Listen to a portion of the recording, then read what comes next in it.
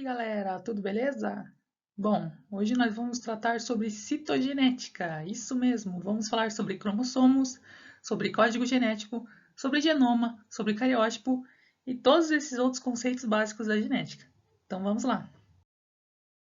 Para começar essa aula, eu gostaria de fazer uma revisão com vocês sobre os cromossomos. Eu sei que a Maíra já falou sobre eles lá na aula 4, mas é interessante a gente fazer essa revisão para vocês entenderem 100% o restante dos conceitos que vai ter nessa aula. Então vamos lá. Aqui está a dupla hélice do DNA. O DNA, quando ele se une a proteínas chamadas histonas, ele vai se enrolar nessas proteínas e vai formar uma estrutura que a gente chama de cromatina. E quando essa cromatina se enrola, ela forma o tão famoso cromossomo. Então, sem mais delongas, um cromossomo é nada mais, nada menos do que a condensação do material genético de uma célula, ou seja, a condensação do DNA. Mas por que a célula precisa condensar o material genético? Vejam só, por dois motivos principais. Primeiro, alguns animais, plantas e outros seres vivos, como a gente, como seres humanos, tem um material genético, tem um DNA muito grande. Papo de quilômetros de material genético se você abrisse ele de uma maneira longitudinal. E uma célula, ela vai ter micrômetros de tamanho. Um micrômetro é 10 a menos 6 metros. Então é muito pequeno, é muito pequeno.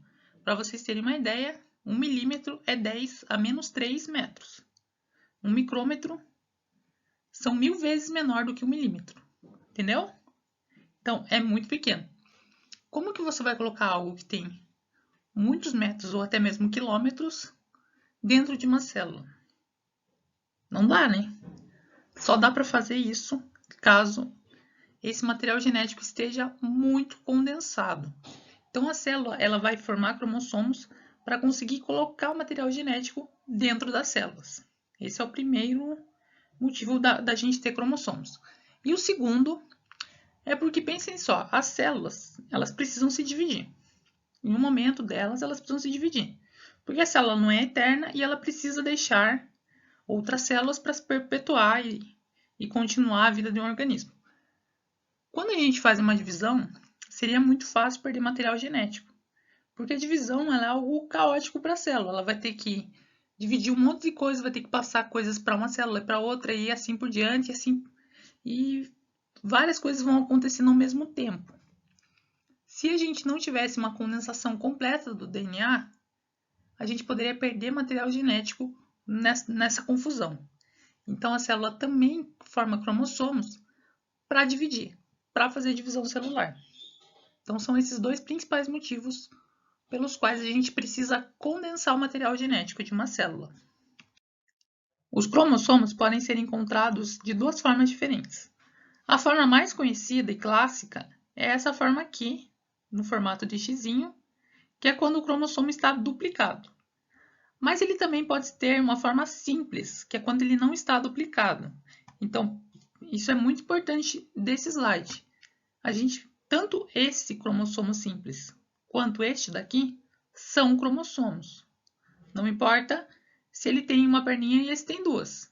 Eles são cromossomos. A diferença entre um e o outro é que o da direita aqui, o que forma o xizinho, está duplicado. Ele está com duas cromátides irmãs. Cada perninha é uma cromátide irmã. A gente fala cromátide irmã porque tanto essa perna aqui da esquerda quanto essa da direita, elas têm o mesmo material genético. Então, se a gente for pensar lá nos genes alelos da última aula, se nessa parte aqui tem um loco gênico para o gene A e aqui tem um alelo azão, nesse lado aqui também vai ter o alelo azão. Se vocês não entenderam o que eu quis dizer, eu vou desenhar aqui. Aqui a gente tem um locus para um gene. E vamos dizer que tinha um alelo azão nesse loco gênico. Quando você duplica esse material, no mesmo local, na outra perninha, na outra cromátide irmã, você também vai ter o azão. Por isso que são cromátides irmãs. E a duplicação, e logicamente, se a gente for considerar que esse foi esse cromossomo daqui, ó. Deixa eu pegar o ponteiro. que foi esse cromossomo que se duplicou, ele também vai ter o azão aqui. E o momento de duplicação do DNA, ele vai ocorrer em uma etapa específica do ciclo celular, ou seja, da fase da vida da célula. Ele vai ocorrer na fase que a gente chama de fase S do ciclo celular. Percebam que aqui na fase G1, o cromossomo ele está de forma simples. Aqui ele representou dois cromossomos, né? Um azul e um verde. E na fase S, já temos os dois xizinhos. O azul se duplicou e o verde se duplicou. Então, é na fase S do ciclo celular que ocorre a duplicação dos cromossomos, que o cromossomo, de forma simples, se torna o cromossomo duplicado, o famoso xizinho. E é bem simples de guardar o nome fase S, porque o S vem de síntese. Então, síntese é fabricação, duplicação do material genético do DNA que está enrolado, condensado, formando esse cromossomo aqui. A gente vai falar de replicação, que é a duplicação do material genético, na 7ª aula, ou seja, na próxima aula. E o ciclo celular, vocês vão aprofundar ele muito bem lá na Biologia A, daqui a algumas aulas. Agora a gente vai falar um pouquinho sobre estruturas específicas que estão no cromossomo. A primeira delas é o centrômero. O centrômero, como o nome já sugere, é a região central do cromossomo. Então, o centrômero é essa bolinha aqui. Ela é uma região caracterizada por ser uma região que tem uma constrição. Parece que pegaram o cromossomo e apertaram o centrômero. Percebam nessa imagem aqui, que é uma imagem real. Não parece que alguém apertou esse cromossomo? Então, o centrômero é essa região que está mais afunilada ali no cromossomo, na parte central do cromossomo. E ela é importante, essa região, o centrômero, porque é aqui que vão se ligar as fibras do fuso, que vão separar as duas cromátides irmãs, lá na divisão celular. Isso vai fazer muito mais sentido para vocês quando vocês verem a divisão celular lá na Biologia A. Mas, por enquanto, é importante saber que o centrômero é importante para separar as cromátides irmãs durante a divisão celular. Outra região importante dos cromossomos são os telômeros. Os telômeros ficam nas partes terminais de cada cromátide irmã. Então, vejam só, aqui a gente tem uma cromátide irmã, ou um cromossomo simples, né? Ele não está duplicado. E em cada parte, em cada ponta desse cromossomo, a gente tem um telômero. A função do telômero é proteger o DNA. Então, o telômero ele não é uma sequência que tem genes, ele é uma sequência repetitiva que serve para proteger os genes que estão dentro do cromossomo. Protegem eles da degradação. Então, vejam que ele é uma sequência aqui bem repetitiva, guanina, guanina, guanina, timina, timina, e vai seguindo. Esses são os telômeros. A função dos telômeros, portanto, é proteger o material genético que está dentro do cromossomo. E como cada parte terminal da cromátide irmã tem um telômero, cada cromátide vai ter 2 telômeros. E o cromossomo duplicado, então, vai ter 4 telômeros. Já vi questão na Federal cobrando e perguntando quantos telômeros tinham em uma espécie com X cromossomos. E é só saber que cada cromossomo duplicado tem 4 telômeros. Para você lembrar da função dos telômeros, basta você olhar para o seu tênis. No seu tênis vai ter o cadarço. E no cadarço, na pontinha de cada parte do cadarço, vai ter um plastiquinho. Você com certeza já teve um cadarço que perdeu esse plastiquinho. O que aconteceu com o cadarço? Ele se degradou, né? Então, os telômeros eles são análogos aos plastiquinhos, pois eles protegem o DNA que está dentro, os genes que estão dentro do cromossomo, o DNA que tem os genes ali. Assim como o plástico dos cadarços protege o seu cadarço. Os telômeros também estão envolvidos diretamente com o nosso envelhecimento. Olhem só que legal essa história aqui. Os telômeros eles têm um certo tamanho, mas com o passar dos anos e décadas, a cada divisão celular que você faz, você pode perder um pouquinho do seu telômero. Mas se você pensar a longo prazo, vai ter um momento da sua vida que os seus cromossomos não vão mais ter telômeros. Ou seja, não vai ter mais aquela capa protetora dos nossos genes nos nossos cromossomos. E o que acontece daí? A célula vai começar a degradar os nossos genes. A gente vai começar a perder esses genes. Genes que são fundamentais para a vida, como, por exemplo, para a respiração, para qualquer outra coisa fundamental. E aí vai chegar um momento que a célula vai morrer, vai ter a morte celular. E aí, pense só, isso está acontecendo em uma célula específica.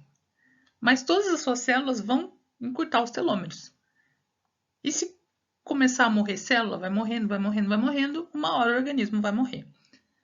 E com esse tempo passando, quanto mais células morrendo, mais velho a gente fica. A gente vai perdendo as nossas funções vitais, a gente vai ficando mais cansado, com mais fadiga, até o momento que todas as células morrem e o organismo vem a morrer também.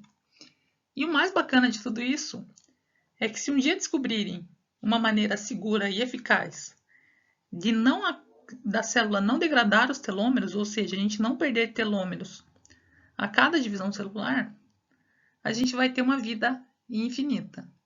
Porque os telômeros são os motivos pelos quais a gente morre.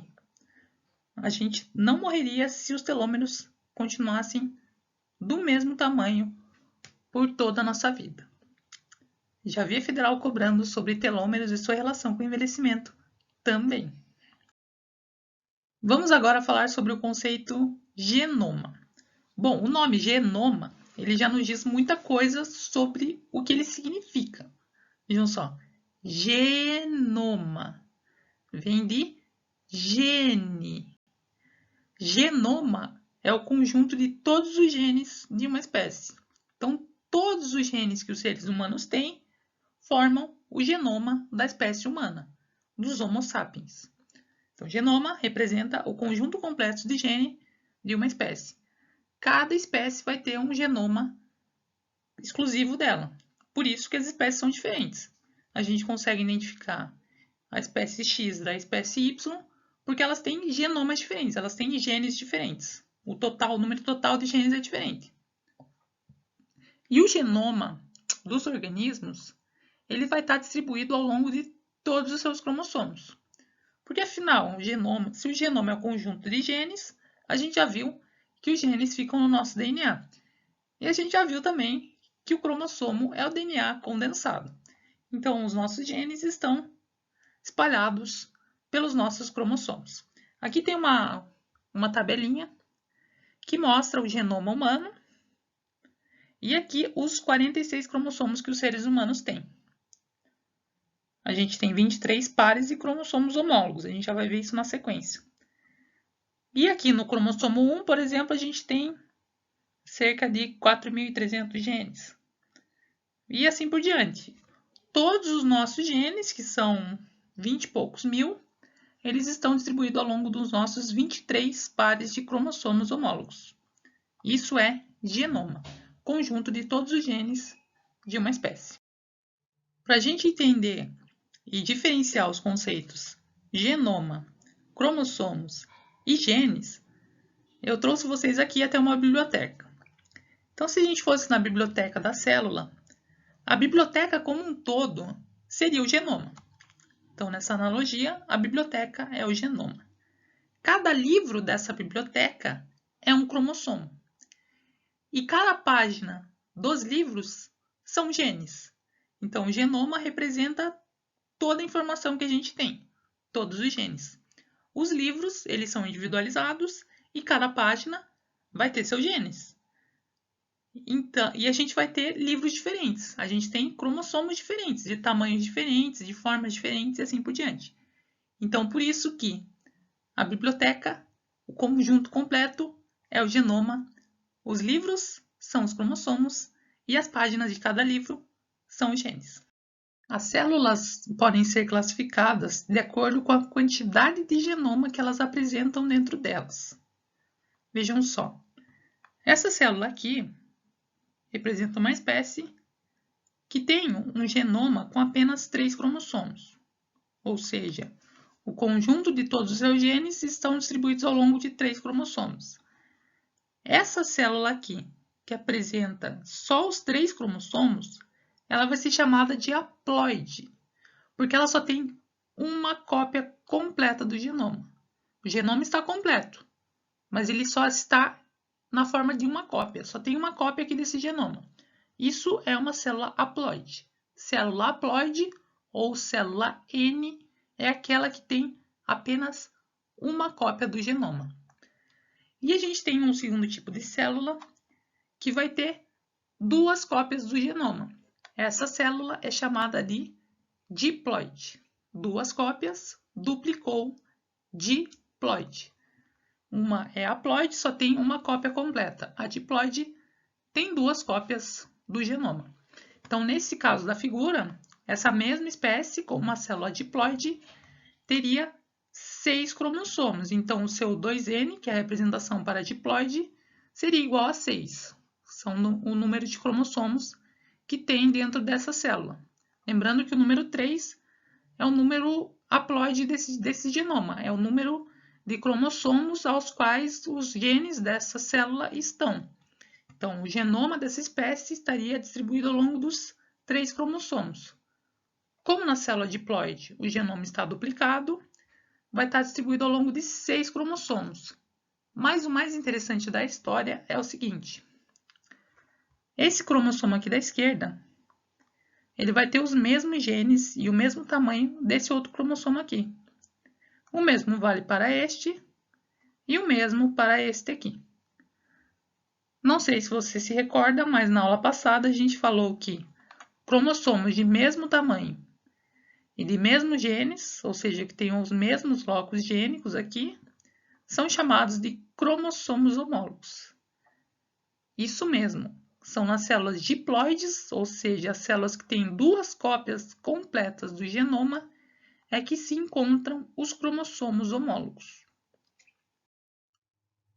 Por possuírem duas cópias completas do seu genoma, os organismos diploides eles vão apresentar pares de cromossomos homólogos, ou seja, cromossomos que têm o mesmo tamanho, o mesmo formato e os mesmos genes. Então, aqui, por exemplo, tem o gene B e o gene A. De um outro cromossomo, que é o homólogo a este, vai ter o gene B e o gene A. É aqui, nesse loco gênico, que vai ficar os alelos para o gene B. No caso aqui, tem o Bzinho. E no outro também tem o mesmo Bzinho. E no gene A também vai ter o alelazão desse lado, desse cromossomo homólogo. E no outro homólogo aqui tem o Azinho. Tomem cuidado com um aspecto aqui bem importante sobre cromossomos homólogos. Cromossomo homólogo é aquele que tem o mesmo tamanho, formato e os mesmos genes. Isso não é o mesmo que cromátide irmã, porque percebam que esses cromossomos homólogos eles são duplicados. Eles estão com duas cromátides irmãs. Cromátide irmã e cromossomo homólogo são coisas diferentes. Cromátide irmã faz parte de um mesmo cromossomo e ela é necessariamente cópia da outra cromátide. Então, essa cromátide aqui, ela é exatamente igual à cromátide que está do lado. Aqui também o mesmo. Já o cromossomo homólogo, embora ele tenha o mesmo tamanho, forma e genes, ele não vai ter a mesma informação necessariamente. Vejam que desse lado a gente tem o alelo azão. E no cromossomo homólogo ao lado tem o alelo azinho. Embora seja o mesmo gene, eles não têm a mesma informação. Se, por exemplo, o gene A fosse para definir cabelo, o tipo de cabelo, o gene azão fosse, por exemplo, liso e o azinho encaracolado, percebam que esses homólogos aqui já são diferentes, porque o homólogo da esquerda carrega a informação para formar cabelo liso e o da direita para formar cabelo encaracolado. Então, via de regra, cromátide irmã tem sempre a mesma informação e faz parte do mesmo cromossomo. Cromossomos homólogos, embora tenham o mesmo tamanho e forma e os mesmos genes, são diferentes sim dentro da informação genética, porque eles possuem genes alelos, ou seja, formas variantes de um mesmo gene. Vamos falar um pouquinho agora sobre o nosso genoma, o genoma humano. Bom, o conjunto de todos os nossos genes estão distribuídos ao longo de 23 cromossomos. Mas a maioria das nossas células que constituem o nosso corpo, elas são diploides, ou seja, elas vão apresentar duas cópias completas do nosso genoma. E é fácil entender isso porque uma cópia vai vir do seu pai e uma vai vir da sua mãe, certo? Então, por isso que a gente vai ter duas cópias completas do gene, do nosso genoma, na maioria das nossas células. Então, a maioria dessas células vai ter 46 cromossomos, ou 23 pares de cromossomos homólogos. Os 23 cromossomos vão ter parezinhos, um veio da sua mãe, um veio do seu pai, formaram pares. Como são 23 o número haploide, a gente forma 23 pares. O nosso 2N é igual a 46. É importante você treinar bastante essa história de falar sobre ploidia de células. Então, o número haploide de cromossomos da espécie humana é 23. Então, a gente representa ele como N igual a 23. Já o número diploide, ele é o dobro. Então, 2N, 46. Muitas provas, principalmente segunda fase, na federal cai muito isso, pedem para você escrever nesse tipo de nomenclatura aqui. Pois bem, a maioria das nossas células, então, são diploides. E essas células, nos seres humanos, elas têm um nome especial. Elas são chamadas de células somáticas. Somo vem de corpo, então células somáticas são as células que formam o nosso corpo. E elas vão apresentar 46 cromossomos, 23 pares de cromossomos homólogos. Então, está aqui uma célula somática humana. Ela tem 46 cromossomos. É lógico que aqui no desenho não tem 46, né? Mas uma célula nossa verdadeira vai ter 46. Mas a gente também tem tipos celulares no nosso corpo que são haploides. São dois tipos só. O espermatozoide, se você for homem, e o óvulo, se você for mulher. Eles vão ter o número haploide de cromossomos da espécie humana. E agora é muito mais simples de entender, porque olha só, quando tem a fecundação, a gente vai ter a entrada do espermatozoide no óvulo. Como o espermatozoide tem 23 cromossomos, tem um número haploide da espécie humana, carrega só uma cópia completa do nosso genoma, ele vai carregar esses 23 cromossomos para dentro do óvulo, que também tem 23 cromossomos, que também é N, também é haploide. Quando você junta os 23 do espermatozoide com os 23 do óvulo, tcharam, você formou uma célula com 46 cromossomos.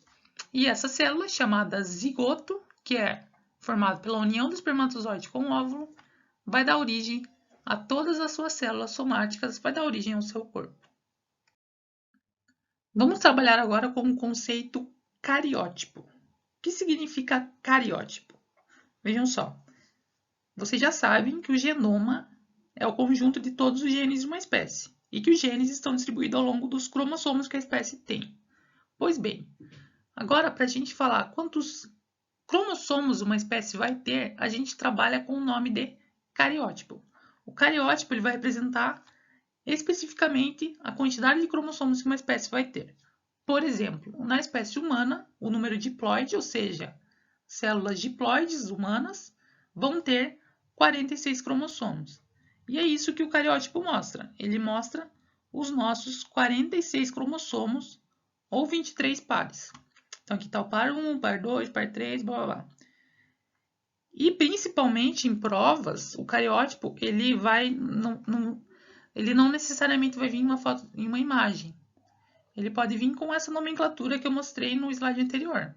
2N da espécie humana igual a 46.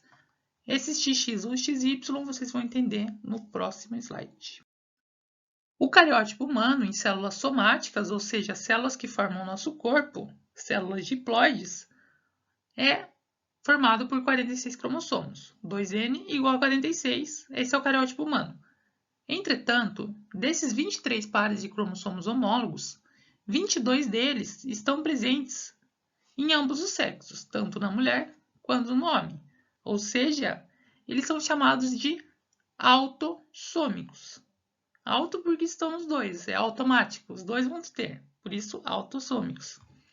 Então, 22 pares, do 1 ao 22, é o que a gente chama de pares de cromossomos homólogos autossômicos ou autossomos. E o último par? Bom, o último par é o que vai definir o sexo do indivíduo. E esse é chamado de par sexual. Se o indivíduo for homem, for macho, ele tem os cromossomos X e o cromossomo Y. Se ele for mulher, ele vai ter 2 cromossomos X. Então, nessa representação aqui, esse cariótipo representado por 46, a gente representaria ele assim.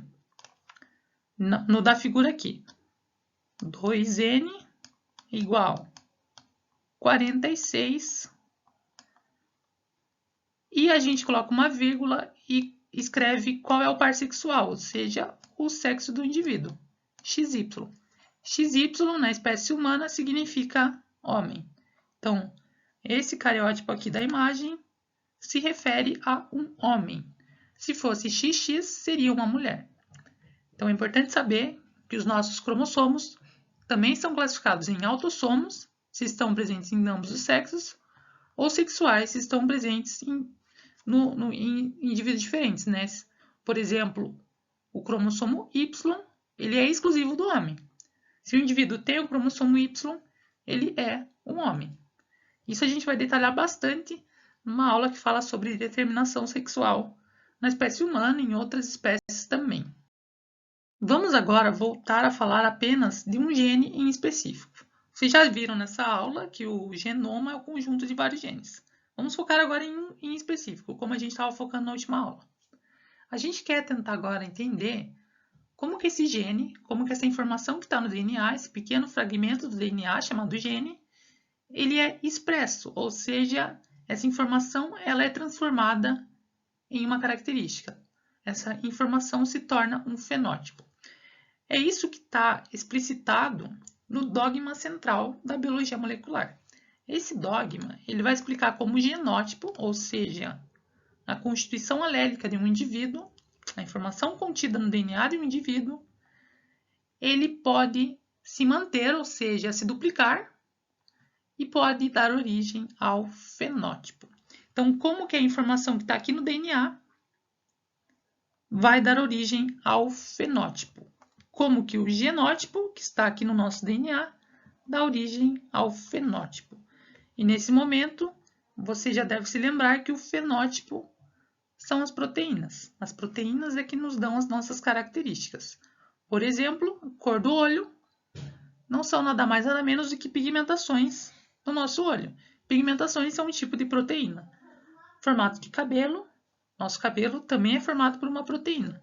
E assim por diante. Então, a informação contida no DNA, ela tem que ser transformada de alguma maneira em uma proteína. A gente tem que transformar o genótipo, que está no DNA, no fenótipo, que é a proteína.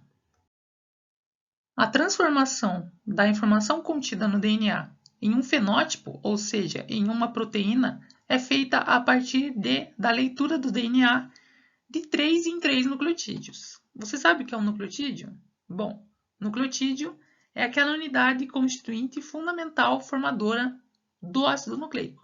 Então, é a base nitrogenada, que pode ser no DNA adenina, timina, citosina ou guanina. É a pentose, que no DNA é a desoxirribose. E são os fosfatos.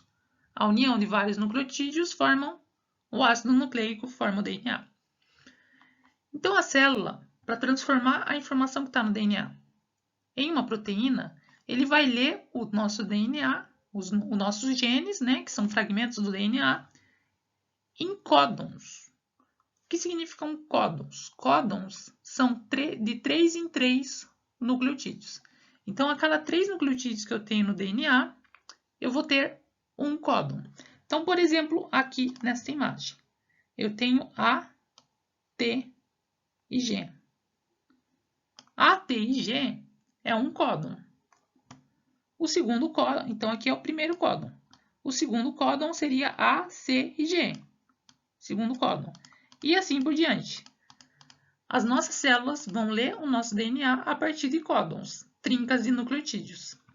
E cada um desses códons aqui, cada trinca de nucleotídeos, no final do processo, que é chamado de tradução, que a gente vai ver lá na 8ª aula, a gente vai ter a codificação desse códon em um aminoácido. O aminoácido, a gente já falou sobre eles e vocês também já devem ter visto lá na biologia A.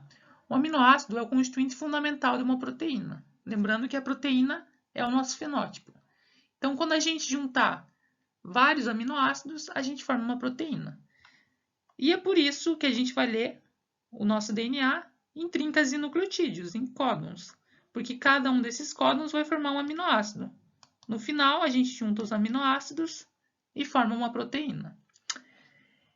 E a relação entre códons e aminoácidos, ela existe, ou seja, cada letrinha, cada códon vai trazer um aminoácido específico. E isso os cientistas descobriram e deram um nome. O nome dado foi código genético. Então, o código genético, ele mostra a relação entre todos os códons que existem, nessa tabela aqui, e os aminoácidos que esses códons codificam. Então, por exemplo, se eu tiver aqui, ó, esse segundo códon A, C e G, eu vou ter aqui, ó, um aminoácido chamado treonina. E assim por diante. Então, cada códon desse DNA, desse gene em específico, desse fragmento de DNA, vai trazer um aminoácido específico. Isso é o código genético. O código genético tem características bem interessantes. A primeira delas é que ele é universal, ou seja, ele vale tanto para nós, seres humanos, quanto para uma bactéria. Como que isso funciona? Vejam só. Se no nosso DNA, se em algum dos nossos genes tiver o seguinte códon, CGA, por exemplo, citosina, guanina e adenina formando um códon, lá no final do processo de tradução, que é o processo de síntese de proteínas, né, formação do fenótipo, a gente vai ter a codificação de um aminoácido chamado arginina. E se no DNA da bactéria também tiver esse mesmo códon, C, G e A, citosina, guanina e adenina, também vai ser trazida uma arginina. Então, o código genético ele é universal, ele vale para todos os organismos vivos. E a segunda característica é que ele é degenerado. O código genético é degenerado. A gente possui na natureza apenas 20 aminoácidos. Mas, se você perceber aqui nessa tabela, a gente tem 64 códons. Então, quando a gente fala que o código genético é degenerado, significa que mais de um códon pode codificar um aminoácido. Por exemplo, temos aqui para serina, que é esse aminoácido aqui, 4 códons. Então, 4 códons diferentes podem codificar o mesmo aminoácido. Por isso que o código genético é dito degenerado. Muitas pessoas confundem os conceitos código genético e genoma. Bom, para você não fazer isso, principalmente na sua prova, que é o momento que você não pode fazer isso de jeito nenhum, eu trouxe aqui um teste para ver se você pegou esses dois conceitos. Vamos lá. Novo coronavírus. E aí, a Globo postou a seguinte notícia: vírus em mutação. Código genético do coronavírus é diferente nos 2 brasileiros infectados. Isso é uma notícia lá de fevereiro, quando o coronavírus chegou no Brasil. Então, a Globo colocou lá na manchete que o código genético do coronavírus foi identificado e ele era diferente nos 2 brasileiros que foram infectados. E aí o Ministério da Saúde veio à tona e falou o seguinte: o Ministério da Saúde adverte, essa notícia é verdadeira. O Brasil sequenciou o genoma do coronavírus, Covid-19, de 2 casos. A ocorrência de mutações em vírus já é esperada. Não significa necessariamente que essas modificações irão gerar mudanças no comportamento do vírus. Percebam só, a Globo ela usou o termo código genético. E o Ministério da Saúde usou a mesma manchete e falou genoma. Pois bem, Quem está certo? E aí? O que os cientistas nesse momento descobriram? O código genético do coronavírus ou o genoma? Te dou algum tempinho para você pensar aí. Pensou? Bom, o que os cientistas descobriram e desvendaram foi o genoma do coronavírus. Por quê? Por dois motivos. Primeiro deles, o código genético é universal. O código genético não muda. E segundo, quando a gente fala genoma, a gente está falando de genes, conjunto de genes. E se eles descobriram que o genoma é diferente em dois casos, significa que eles descobriram dois tipos de coronavírus diferentes. Por isso que o termo aqui correto é genoma. Não cai nessa pegadinha que o jornalista da Globo caiu falando código genético. Código genético é universal. Exercício desafio da semana. Vou lançar braba aqui para vocês. É uma questão da Federal de 2017 da segunda fase. Diz o seguinte: uma nova espécie de mamífero foi identificada e a análise do cariótipo mostrou a existência de 12 pares de cromossomos homólogos, além de mais 2 cromossomos de tamanhos diferentes, identificados como par sexual. Considere que essa espécie de mamífero tem o mesmo sistema de determinação sexual presente em humanos e responda. 2 pontos. Letra A. Quantos cromossomos existem nas células somáticas, nos óvulos e nos espermatozoides dessa nova espécie de mamífero? Letra B. O espécime que teve o cariótipo analisado é macho ou fêmea? Justifique sua resposta. Letra C. Quantas moléculas de DNA cromossômico existem nos gametas dessa espécie de mamífero? Justifique sua resposta. Quem quiser responder essa questão de segunda fase, me manda lá no Google Sala de Aula, vai ter uma postagem lá. Vocês podem responder e eu vou estar ajudando vocês aí na correção dessa questão, beleza? Vamos para a frase motivacional da semana. Essa semana eu trouxe uma frase do José de Alencar. Diz o seguinte: o sucesso nasce do querer, da determinação e persistência em se chegar a um objetivo. Mesmo não atingindo o alvo, quem busca e vence obstáculos, no mínimo fará coisas admiráveis. Bom, nossa aula dessa semana vai ficando por aqui. Espero que vocês aproveitem a semana e nos encontramos na semana que vem. Até lá. Tchau, tchau.